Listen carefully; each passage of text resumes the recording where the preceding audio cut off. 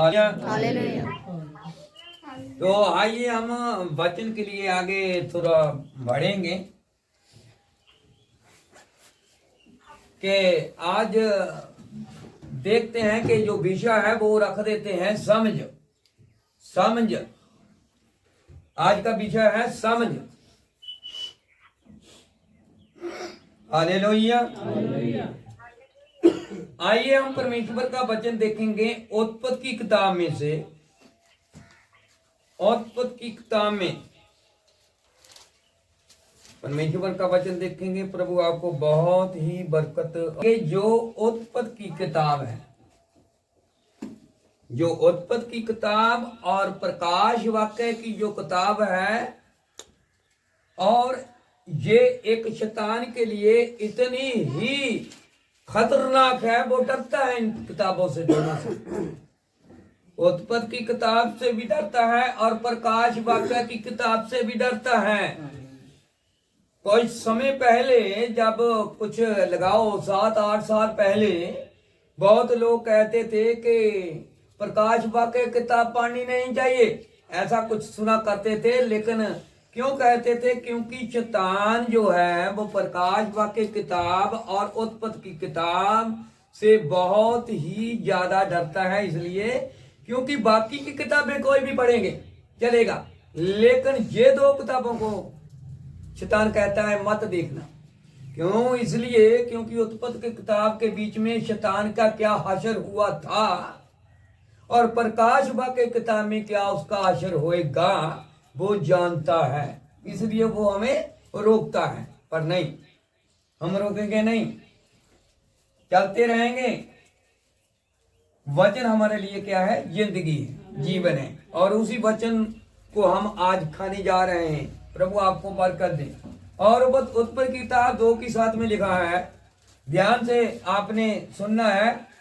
और अगर मैं कुछ थोड़ा सा बीच में थोड़ा गड़बड़िशन कर दूं, अगर कोई लफ्ज ना सही मेरे को सुनाने में दिक्कत आए, तो प्लीज मैं आपकी मदद चाहता हूं। परमेश्वर हमारे साथ है, वो भी हमारी मदद करेगा। आइए हम पढ़ते हैं। किताब 2 की 7 में लिखा है, और यहोवा परमेश्वर ने आदम को भूमि की मिट्टी से रचा और उसके नथनों में जीवन का सांस फूंक दिया, और आदम जीवता प्राणी बन गया। आमीन। परमेश्वर का वचन पढ़े सुने पर आशीष और बरकत मिले। और परमेश्वर का वचन देखेंगे उत्पत्ति की किताब और उसका 1 और उसकी 26 आयत देखेंगे। परमेश्वर के वचन के और देखने का 26 में लिखा है, फिर परमेश्वर ने कहा, हम मनुष्यों को अपने स्वरूप के अनुसार अपनी समानता में बनाएं, और वह समुद्र की मछलियों और आकाश के पक्षियों और घरेलू पशुओं और सारी पृथ्वी पर और सब रेंगने वालों जंतुओं पर जो पृथ्वी पर रेंगते हैं अधिकार रखें। आमीन। परमेश्वर का वचन पढ़े सुन पर सबको बड़ी बरकत मिले। ये प्रार्थना करेंगे। धन्यवाद। Thanks Jesus Lord, glory, hallelujah. महान पिता प्रभु यीशु मसीह, हम तुम्हारा शुक्र करते हैं और करते रहेंगे, क्योंकि आप ही सारी बुजुर्गी के योग्य हैं। खुदा, आज आपकी हजूरी हम अपने विचार महसूस कर रहे हैं। क्यों कर रहे हैं? क्योंकि आज तुम्हारी हुजूरी में हम सब इकट्ठे हुए हैं आपके वादे के मुताबिक, क्योंकि आपका हर एक वादा सच्चा है। आपने कहा इस पृथ्वी के ऊपर जहां भी आप रहते हैं, मेरे नाम के कारण 2 या 3 क्यों ना हो, मैं आपके विकार हूं। और हमें महसूस करने की जरूरत नहीं, हमें विश्वास की जरूरत है कि आप हैं और हैं। और खुदा, हे मेरे प्रभु, मेरे पिता, मेरे परमेश्वर और मुक्तिदाता, मैं अपने आप को तेरे हाथों समर्पित करता हूं। तुम्हारे लोगों को भी तेरे हाथों समर्पित करता हूं। आज का वचन तेरी ओर से है। हमें मालूम है कि तेरे बिना कोई भी तेरियां गल्ला बातों में से कोई भी बात नहीं बता सकता। हमें आपकी जरूरत है। और प्रभु हमें विश्वास है कि तूने हमारी जरूरतों को पूरा कर दिया है, हमारे लिए मददगार दे दिया है। हमारी सहायता करने के लिए हमने क्या बोलना है क्या नहीं बोलना, कहने वाले आप नहीं बल्कि आपके आत्मा से आत्मा है। प्रभु सिर्फ हम आप तक ये बात पहुंचाते हैं कि आपका ही केवल मसा बना रहे। कोई शैतानी तख्ते इस कलीसिया के बीच में, जितने भी तुम्हारे बच्चे इस मोबाइल के माध्यम से तुम्हारे वचन को सुनते हैं, कोई शैतानी तख्त कार्य न कर पाए। मैं तेरे यीशु मसीह के नाम से हर एक शैतानी तख्त को बांध देता हूं। प्रभु हम पर दया दृष्टि करना, इस अपने वचन को हमारे ऊपर प्रगट प्रकाशन प्रभु कर, ताकि जो तुम्हारे बच्चे अच्छे तरीके से, अच्छी बुद्धि से, समझ से तेरे वचन को प्रभु अपने हृदय में जमा कर सकें, ताकि तेरा पाप ना करें। कृपा कर, अपने आप को तेरे में हाथों देता हूं प्रभु। मुझे आप ही इस्तेमाल कर सकते हैं प्रभु, क्योंकि मैं भी अपने आप का नहीं, तेरे लहू के द्वारा खरीदा हूँ। कृपा कर, ये प्रार्थना तुम्हारे जीवित बेटे यीशु मसीह के नाम से मांगते हैं। आप बैठ सकते हैं।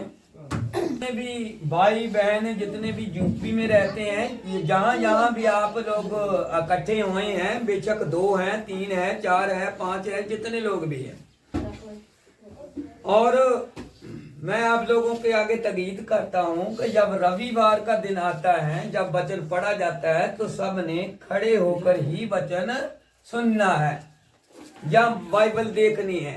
तकीद है, बेनती है, क्योंकि हम जब ऐसा करते हैं तो परमेश्वर का हम सत्कार करते हैं, उसके वचन का सत्कार करते हैं, उनको हम बढ़ाई देते हैं। ये जरूरी है क्या, जब परमेश्वर जब बोलता है तो वो हमारी मदद करता है। परमेश्वर के वचन के अनुसार हम देखेंगे, वो इंसान जिसको परमेश्वर ने बनाया था, वो एक इंसान था, लेकिन उस इंसान का परमेश्वर ने एक नाम रखा। हम देखेंगे कि परमेश्वर नाम कब रखता है, अधिकार कब देता है। हर चीजें, कोई भी काम क्यों ना हो, हर बात, हर एक चीज, कोई भी क्यों ना है, और परमेश्वर ने उनका एक समय नियुक्त किया हुआ है। ये उनकी योजना के अनुसार है। परमेश्वर की जो योजना जो है वो हम नहीं जानते, केवल परमेश्वर ही जानता है। मेरे भाइयों और बहनों, मैंने पिछली दफा आपको यही कहा था, जो भी परमेश्वर ने मुझे वचन दिया था, लेकिन मैं जो कहना चाहता था वो ना कह पाया, और परमेश्वर ने यहां चाहता था वहां पर मुझे ले गया, क्योंकि हम अपनी समझ और सोच के विचारों से कुछ भी लिखकर वचन नहीं सुना सकते। जरूरी है कि परमेश्वर का वचन लिखने के लिए हमें पवित्र आत्मा की जरूरत होती है। जब हमारी सोच, हमारे विचार, हमारा देखना, हमारा सुनना जब परमेश्वर के वचन के बीच में होता है, तो परमेश्वर हमें वो चीजें देता है जो हमने उनकी भेड़ों को देना है। परमेश्वर की जो भेड़ें हैं वो परमेश्वर की कलीसिया है। कलीसिया जो है वो औरत को दर्शाती है, दुल्हन को दर्शाती है। आपको मालूम ये होना चाहिए कि परमेश्वर इस पृथ्वी से केवल कलीसिया को ही लेने आएगा, बल्कि कलीसिया में से दुल्हन को लेने आएगा। हालेलुया। कभी भी परमेश्वर ने बाइबल के बीच में या बाइबल से और किताबें काफी जो परमेश्वर के द्वारा लिखी गई संदेश, नबी के संदेश, और जितनी भी भविष्यवाणी हुई है, जितना कुछ भी आपने पढ़ा हुआ है, उसके बीच में हम अगर देखेंगे कि जो परमेश्वर का जो वचन है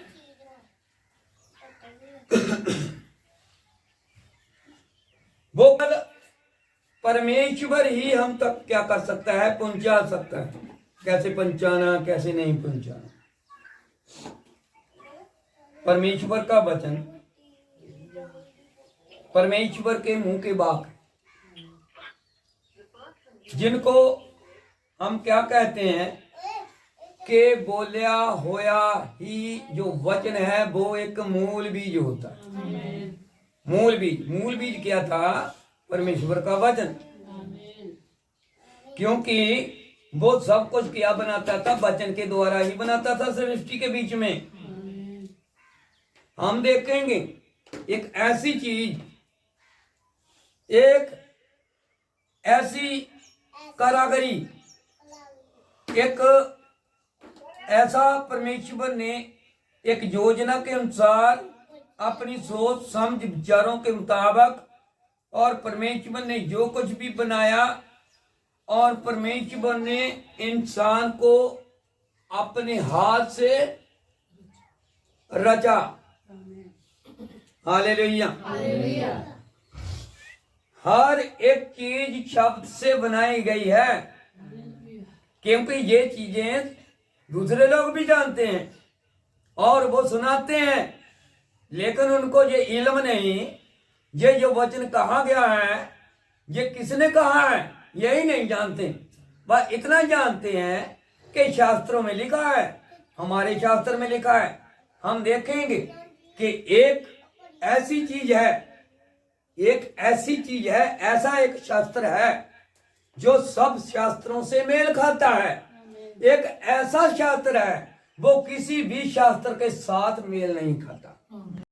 शास्त्र है जो किसी के साथ मेल नहीं खाता। परमेश्वर का पवित्र शास्त्र, परमेश्वर के पवित्र बोल, परमेश्वर का अपने मुंह से निकला हुआ शब्द जो हमें मिला है वो है पवित्र बाइबल, जो पूरी इंटरनेशनल में है, कहीं भी किसी के पास नहीं है। परमेश्वर जो हमारा है, आप देखेंगे कि हर शास्त्र में बाइबल का बयान किया गया है, बाइबल का जिक्र किया गया है। हर शास्त्र में कोई ऐसा शास्त्र मुझे दिखा दे कि जिसमें बाइबल का जिक्र नहीं है। हर शब्द, हर भाषा, हर एक चीज जो भी वहां से मिलेगी वो बाइबल की ही बताई हुई मिलेगी। पर बाइबल के बीच में कभी भी किसी शास्त्र का बयान नहीं किया गया, क्योंकि परमेश्वर अपना स्थान किसी दूसरी चीज को नहीं दे सकता। क्या आप समझते हैं? परमेश्वर अपना औदा, अपने विचारों को, अपनी सोच को कभी भी गलत तरीके से इस्तेमाल नहीं कर सकता। बहुत से इंसान, बहुत इतनी दुनिया है, पब्लिक है, और वो क्या कहती है कि परमेश्वर तो एक ही है। देखो, उनके कहने का मतलब कि परमेश्वर एक है, ये तो हम भी मानते हैं। ये तो याकूब ने भी ये कहा था, क्या आप मानते हैं कि परमेश्वर एक है? अगर मानते हैं कि परमेश्वर एक है तो अच्छा करते हैं। अगर मानते हैं कि परमेश्वर एक है तो अच्छा करते हैं कि वाकई परमेश्वर एक है। समझ लगी आपको? तो उसने कहा कोई बड़ी बात नहीं है, परमेश्वर एक है। आप जानते हैं, सुनते हैं, सुनाते हैं कि परमेश्वर एक है, कोई बड़ी बात नहीं है, क्योंकि दुष्ट आत्मा भी जानते हैं कि परमेश्वर एक है। बात परमेश्वर एक की नहीं होती, बात वो होती है कि जब कभी भी किसी परमेश्वर को पुकारा जाता है, अगर वो हमारे लिए हाजिर हो, अगर हमारे लिए वो कार्य करे तो, अगर हमारे ऊपर अपना वचन प्रकट करे तो, अगर वो पुरानी बातें, शुरुआत की जो बातें थी वो हमारे तक पहुंचाए तो वो परमेश्वर है। हालेलुया। वो परमेश्वर, वो परमेश्वर है क्या था? वो परमेश्वर है क्या था? वो परमेश्वर था उत्पत्ति की किताब और उसका एक जो चैप्टर पढ़ा है हमने और उसकी एक आयत देखेंगे। वहां पर लिखा है यदि मैं परमेश्वर ने आदि में परमेश्वर ने, सॉरी माफ करना, प्रभु आपको बरकत दें, यदि मैं आदि में परमेश्वर ने आकाश और पृथ्वी की सृष्टि की, शुरुआत में आदि में, क्योंकि उसने कहा आदि भी मैं हूं और अंतम भी मैं हूं। कभी किसी शास्त्र के बीच में ये नहीं लिखा किसी ने कि मैं ही आद हूं और मैं ही अंतम हूं, मैं ही अल्फा हूं और मैं ही ओमेगा हूं। अल्फा ओमेगा उर्दू का शब्द आता है, और मैं ही पहला हूं और मैं ही पीछे वाला हूं। समझ लगी आपको? उसने कहा आद में परमेश्वर ने आकाश और पृथ्वी की सृष्टि की, और पृथ्वी बेडोल और सुनसान पड़ी थी और गहरे जल के ऊपर अंधेरा था, तथा परमेश्वर का आत्मा जल के ऊपर मंडलाता था। इनसे पहले परमेश्वर था। परमेश्वर क्या है? एक आत्मा है। परमेश्वर क्या है? एक। यहां परमेश्वर का जिक्र आया। आदि में परमेश्वर ने, आदि में शुरुआत में परमेश्वर ने, परमेश्वर क्या था? परमेश्वर एक आत्मा था। क्या आप समझते हैं? अभी बात जहां पर समझ की है, हमारी समझ, हमारी सोच, हमारे विचार कभी भी इस संसार के, इस बुरे युग के नहीं होने चाहिए, क्योंकि परमेश्वर ने कहा कि जितना पूरे का पूरा संसार है वो दोस्त के बस में पड़ा हुआ है। संसार से परमेश्वर ने हमें क्या कर लिया है? अलग कर लिया है। क्यों अलग किया? इसलिए उसने कहा मेरी भेड़ मेरी आवाज को पहचानेगी और मेरे पीछे आएगी। जब हम परमेश्वर की आराधना करते हैं, प्रार्थना करते हैं, वचन पढ़ते हैं, वचन सुनते हैं, सामंजस्य से, किसकी समझ से? परमेश्वर की दी हुई समझ। रसूलों को परमेश्वर क्या दी थी? समझ दी थी।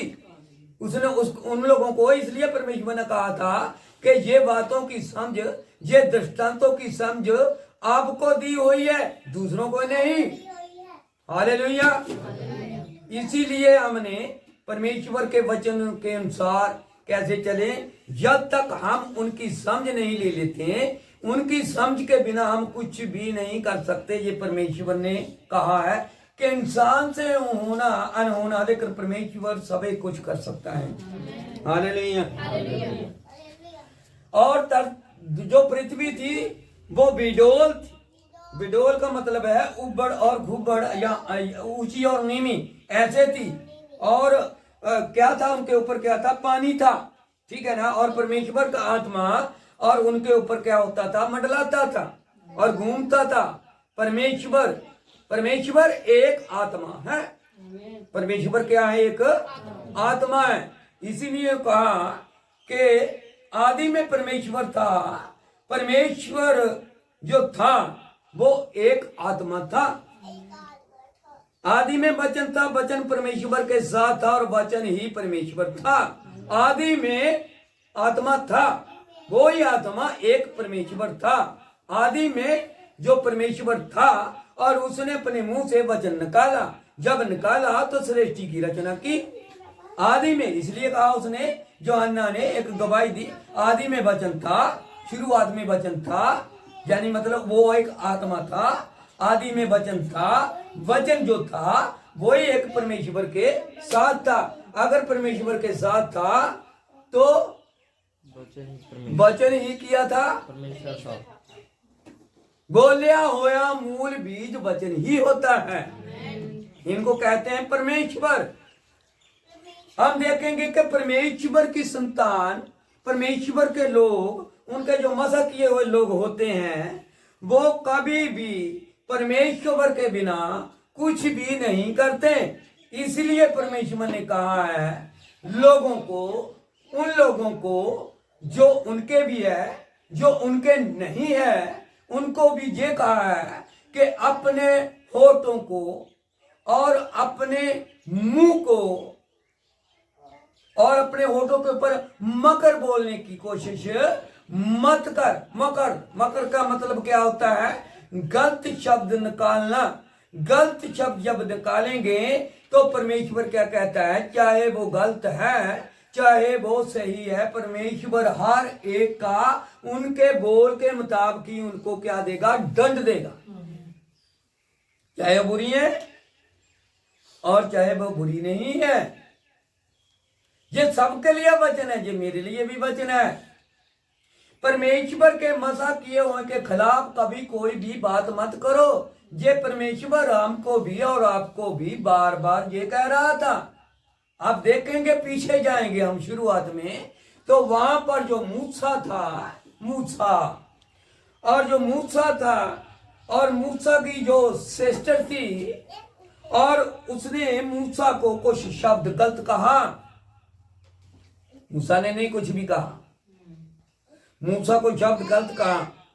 देखो, जो हारून और मूसा थे वो बातचीत करते थे, लेकिन सबसे ज्यादा बातचीत कौन करती थी? मूसा की बहन। मूसा की बहन का नाम क्या था? मूसा की बहन का नाम क्या था? मरियम। समझ लगी आपको? याद रखा मूसा की बहन का नाम, उसका नाम क्या था? मरियम। और जो मरियम थी, और उसने एक शब्द अपने भाई से कहा, हारून से, कि क्या इनको हमारे घराने में से लड़की नहीं मिली? ये दूसरे घराने की लड़की यहां पर लेकर आ गया।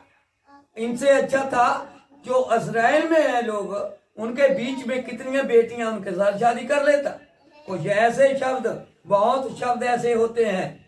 और जब वो शब्द परमेश्वर की नजर में, परमेश्वर के वचन के अनुसार, और वो अगर गलत है तो उनको दंड मिलेगा ही मिलेगा। जब भी कोई भी किसी की शादी होती है, परमेश्वर ने उनकी शादी पहले ही तय की होती है, लेकिन जरूरी है कि हम प्रार्थना करें। हालेलुया। जब उसने कहा तो उसको कोहड़ हो गया। क्या हो गया? कोहड़ हो गया। क्यों? क्योंकि उसने परमेश्वर की शादी को तुच्छ जाना। मूसा की शादी जो हुई थी वो परमेश्वर के वचन के अनुसार ही हुई थी। परमेश्वर ने ही मूसा की शादी करवाई थी, क्योंकि परमेश्वर की योजना में, परमेश्वर के बोल के बीच में, परमेश्वर की सलाह के बीच में कभी भी हम टिप्पा टिप्पणी नहीं कर सकते, गलत शब्द नहीं निकाल सकते। जो मिल गया बहुत ही अच्छा है। प्रभु ने दिया, प्रभु का नाम मुबारक। प्रभु ने नहीं दिया, प्रभु का नाम तो भी मुबारक। हर चीज में मुबारक का उनको, अजूब की तरह प्रभु बरकत दे। हालेलुया। हम देखेंगे कि हारून ने क्या किया। अभी उनसे बर्दाश्त नहीं हुआ। कौन भाई है जो अपनी बहन को मुसीबत में देखे, या वो कुर्लाती हुई देखे, या किसी भी प्रकार की बीमारी से जूझ रही है वैसे देखे, या भाई है, या माँ है, या बाप है, तो मूसा को भी दर्द आया कि मेरी बहन है। लेकिन मूसा को हारून ने, उनके भाई ने, जो हारून मूसा से क्या था? बड़ा था। हारून क्या था? मूसा से बड़ा था। उसने तकीद की कि इनके लिए प्रार्थना कर, और ता जो अपने जी कोढ़ से छुटकारा पा सके। तो मूसा ने प्रार्थना की तो कोढ़ जाता रहा। क्यों? इसीलिए परमेश्वर कहता है, परमेश्वर के वचन में, भजन संहिता में लिखा हुआ है कि परमेश्वर के मसा किए हुए लोगों को मत छुओ। परमेश्वर के मसा किए हुए लोगों को मत छुओ। और यही चीज आपको, जो पीछे वाला जो रविवार बीत चुका है, उसमें आप लोगों को कहा गया था कि जो साउल था, बेशक साउल और दाऊद के विरुद्ध था, लेकिन दाऊद को इतना मालूम था कि साउल परमेश्वर का मसा किया हुआ जन है। बेशक वो सही करता था या वो गलत करता था, कलीसिया के बीच में भी अगर कोई गलत करता है, अगर कोई सही करता है, कभी भी उनके विरुद्ध कोई बात ना करो, बल्कि उनके लिए क्या करो? प्रार्थना करो। क्या समझ लगी आपको? क्यों? क्योंकि परमेश्वर ने कहा कि मेरे मसा किए हुओं को मत छुओ। इसका मतलब ये नहीं है कि जो पास्टर होते हैं वो मसा किए होते हैं। मसा तो परमेश्वर ने आपको भी किया है हर काम के लिए। किसी की ड्यूटी किस तरीके से लगाई है परमेश्वर ने, किसी की ड्यूटी किस तरीके से लगाई है। आपको मालूम है कि बहनें अगर को खाना बनाना होता है तो वो खाना बनाती है, दाल बनानी होती है तो दाल बनाती है, हर कार्य करते हैं। उसके बीच में जो योगदान है भाइयों का भी होता है। इसलिए जब हम रल मिलकर सब इकट्ठे होकर काम करते हैं तो किसके लिए करते हैं? प्रभु के नाम से करते हैं। तो परमेश्वर ने आप लोगों को चुना हुआ, परमेश्वर ने आप लोगों को चुना हुआ है और परमेश्वर ने कहा कि मैंने तुझे जगत की नींव डालने से पहले ही चुन लिया। ये परमेश्वर का एक चुनाव है, ये परमेश्वर के मसा किए हुए लोग हैं, ये परमेश्वर की एक दाख रस है। समझ लगी आपको? परमेश्वर के लोग मसा किए हुए, उनको मत छुओ, कोई भी क्यों ना हो, चाहे वो विश्वासी है, चाहे वो डीकन है, चाहे वो प्रचारक है, चाहे वो उपदेशक है, चाहे वो नबी है, चाहे याजक है, चाहे रसूल है, कोई भी क्यों ना हो, कभी भी किसी को भी तुच्छ मत जान, उनको मत छुओ, उनका मजाक मत करो। क्यों? इसलिए हमें मजाक नहीं करना चाहिए। थोड़ा ध्यान से देखेंगे फर्क के वचन के बीच में हम देखेंगे जो रसूल है, रसूल असी देखेंगे रसूल समझ कैसे देता है, रसूलों को समझ कैसे मिलती है, माफ करना, रसूलों को समझ कैसे मिलती है और कैसे मिलती है। जैसे रसूलों को समझ मिली वैसे आज हमें भी समझ मिल रही है। क्या आप समझे? क्यों? क्योंकि परमेश्वर ने अंतिम समय के बीच में हमारे समय के मुताबिक, इस कलीसिया के मुताबिक, जैसे पहली कलीसिया, दूसरी और तीसरी, हर कलीसिया का एक दूत होता है। ये जो आखिर वाली कलीसिया है, लौदीकिया की कलीसिया है, और वो कलीसिया जो है वो सातवीं कलीसिया का सातवां दूत भाई विलियम मैरियन ब्रनहाम जो एलिया के बल से चलता था, वो हमें दिया गया है। क्या आप समझे? इसी प्रकार हम देखेंगे रसूलों की किताब प्रेरितों के काम, ईश्वर का वचन है प्रेरितों के काम, और एक एज पढ़ेंगे।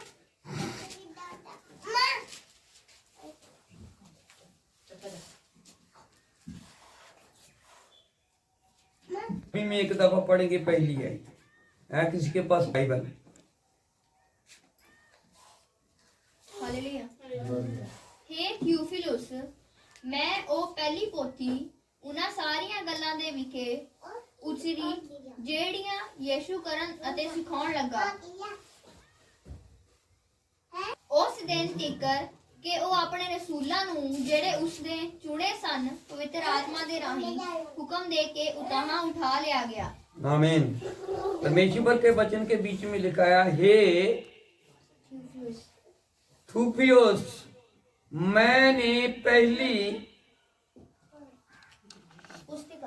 पहली जो पुस्तिका उन सब बातों के विषय में लिखी जो यीशु ने आरंभ में किया और करता और सिखाता रहा उस दिन तक जब वह उन प्रेरितों को जिन्हें उसने चुना था पवित्र आत्मा के द्वारा आज्ञा देकर ऊपर उठाया ना गया, और उसने दुख उठाने के बाद बहुत से बड़े प्राणों से अपने आप को उन्हें जीवित दिखाया, और 40 दिन तक वह उन्हें दिखाई देता रहा और परमेश्वर के राज्य की बातें करता रहा, और उनसे मिलकर उन्हें आज्ञा दी कि यरूशलेम को ना छोड़ो, परंतु पिता की उस प्रतिज्ञा के पूरे होने की वाट जोते रहो, जिसकी चर्चा तुम मुझसे सुन चुके हो। क्योंकि यूहन्ना ने तो पानी में बपतिस्मा दिया है, परंतु थोड़े दिनों के बाद तुम पवित्र आत्मा से बपतिस्मा पाओगे। हालेलुया। हालेलुया। यहां पर थोड़ा ध्यान देना है। देखो, हम देखेंगे कि प्रभु ने समझ कब दी उनको। प्रभु ने समझ उनको कब दी। समझ का होना बहुत ही जरूरी है। समझ नहीं आएगी तो समझ को हम अपने हृदय में रखकर कोई भी काम नहीं कर सकते। समझ परमेश्वर की ओर से मिलती है, बुद्धि परमेश्वर की ओर से मिलती है, समर्था परमेश्वर के ओर से मिलती है, भय करना परमेश्वर का उनकी ओर से ही मिलता है। परमेश्वर के जितने 7 आत्मे हैं उनको देखो, 7 गुण है वो भी देखो। समझ लगी ना? हमारे बीच में परमेश्वर के क्या होने चाहिए? गुण होने चाहिए। गुण का मतलब होता है स्वभाव।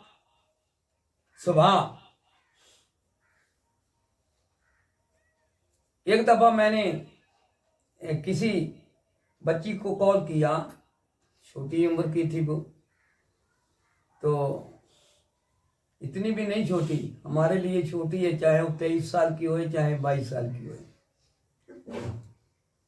तो जो मेरी आवाज है और मेरे बड़े भाई की जैसी आवाज है। मैंने उनको कहा कि बेटे आपने मुझे पहचाना? उसने कहा हाँ पहचान लिया। मैं उनको कहा कौन हूं मैं? कि तू फौजी अंकल है, हैप्पी के डैडी। मैं कहते तो ऐसा होता है कि कभी कभी हमारे जो आवाज है वो साथ में मिलती जुलती है। ये भी हमारा एक बेटा बेचारा जब ये भी बोलता है तो यहाँ भी थोड़ा धोखा खा जाते हैं। ये कहते हैं कि अरे डैडी ने पुकारा, ये हमारी जैसी आवाज निकालता नहीं, इसलिए उनको कहते हैं स्वभाव। कभी कभी हमारा स्वभाव, आवाज, हमारा देखना या किसी भी प्रकार का किसी का गुण किसी के बीच में होता है। ये अपनी माँ पर गया, ये अपनी दादी पर गया, ये अपनी नानी पर गया है, तो गई तो कोई भी नहीं होती है ना। गई किसको कौन बोलेगा गई? क्योंकि गई का तो नाम ही नहीं। भाई जितना टाइम आपको पृथ्वी नहीं होगी तो आप कहीं भी बीज नहीं बो सकते, क्योंकि वो बराबर ही हिस्सेदार होती है जमीन का होना जरूरी है। यानी पत्नी का होना जरूरी है, पति का होना जरूरी है। यदि हम पति और पत्नी नहीं भी, अगर कोई शादी नहीं कराना चाहता, वो हमारे इस पवित्र शास्त्र में जो पलूस रसूल उसने कहा और बहुत ही तू अच्छा करता है। अगर तू शादी नहीं करना चाहता बहुत ही अच्छा करता है, लेकिन यदि तू आगे जाकर बर्दाश्त ना कर पाए तो तुम्हारे लिए फिर क्या है? मौत है। गृहस्थी भी होनी जरूरी है। शादी करना या ना करना, हम तो कुछ भी नहीं है, कमजोर है, थोड़ा वजन भी नहीं निभा सकते, शादी भी हुई तो भी नहीं निभा सकते। ये ध्यान रखने का, क्योंकि हमारा विषय है जो गुण होते हैं, जो समझ होती है, जो बुद्धि होती है, पर परमेश्वर की ओर से ही मिलती है, ऊपर से उतरती है। ये सब समझ रहा था। कहां से उतरती है? ऊपर से। वो गीत गाते हैं ना, ऊपर से बरकत आती है ना? गाते हैं ना आप लोग? बरकत, समझ, बुद्धि, जो कुछ भी है अच्छा, बहुत ही अच्छा। जैसे परमेश्वर ने कहा बहुत ही अच्छा, जो कुछ भी बनाया बहुत ही अच्छा बनाया, लेकिन वो सब कुछ ऊपर से ही उतरता है। तो जैसे ऊपर से उतरता है, इसका मतलब जितने गुण हमारे लिए ऊपर से उतरते हैं वो गुण है प्रभु यीशु मसीह। गुणों से भरा हुआ है। उनके बीच में जो फल है, उनके बीच में जो गुण है, स्वभाव है, और वही गुण स्वभाव हमारे बीच में होने चाहिए। तो उनके चेलों को भी बहुत लोग कहते थे, मेरे को लगता है ये भी गलीली है, क्योंकि वो सेम प्रभु यीशु मसीह की जैसे दिखाई दे रहे थे। तो उनको जरूरत क्या थी उनको पकड़ने के लिए, क्योंकि पहचाना नहीं जाता था किसी से कि यीशु कौन है। तो पकड़वाने वाले ने तो पकड़वाने ही था।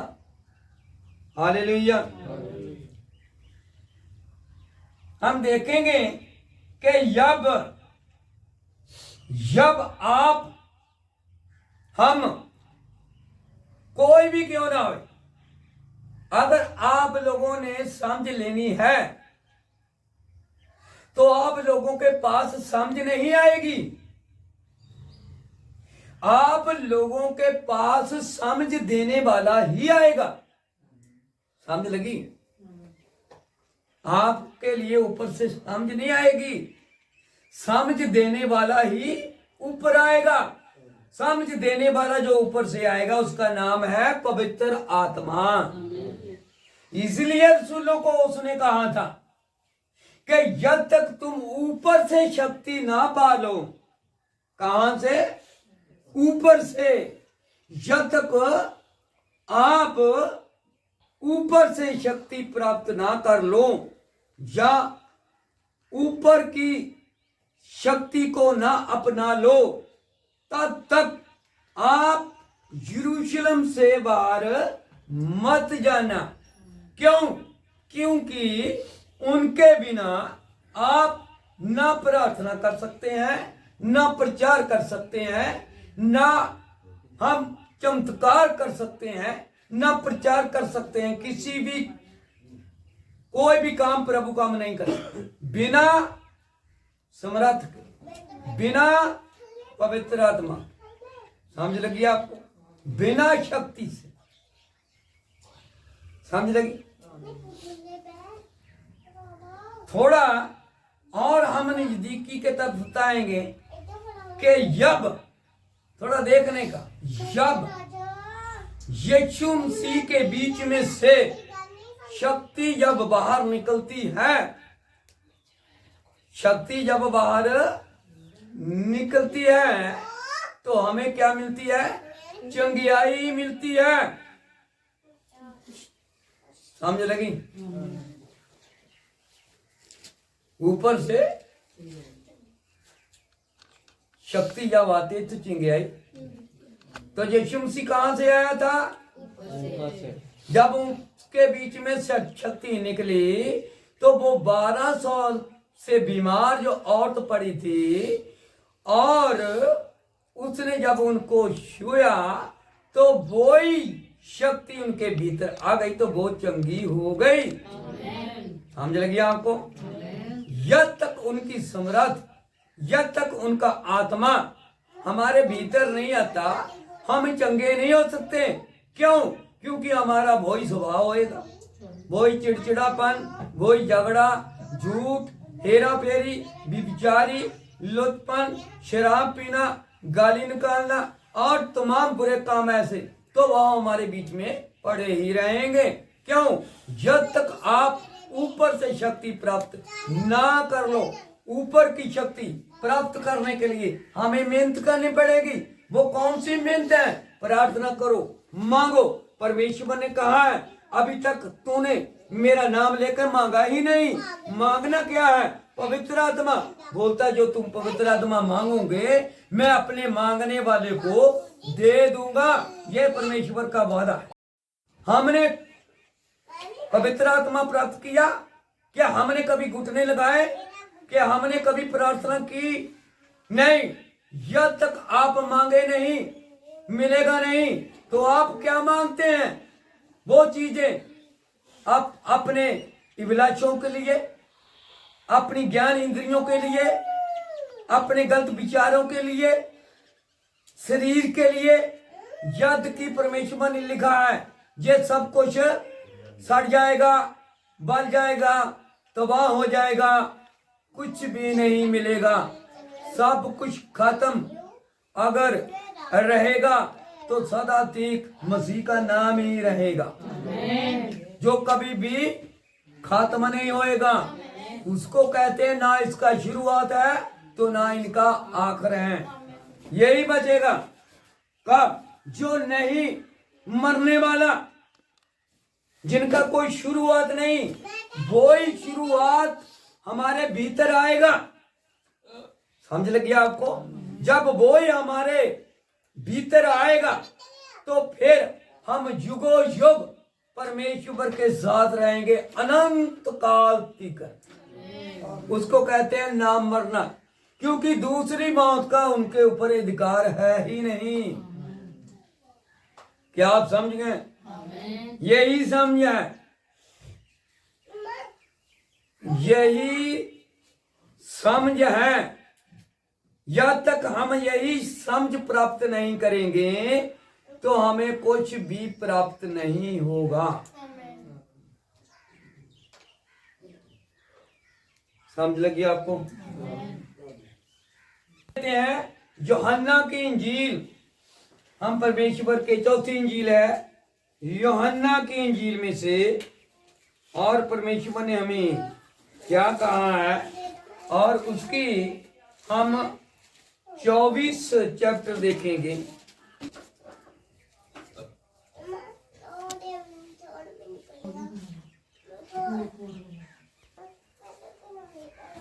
जनन इंजील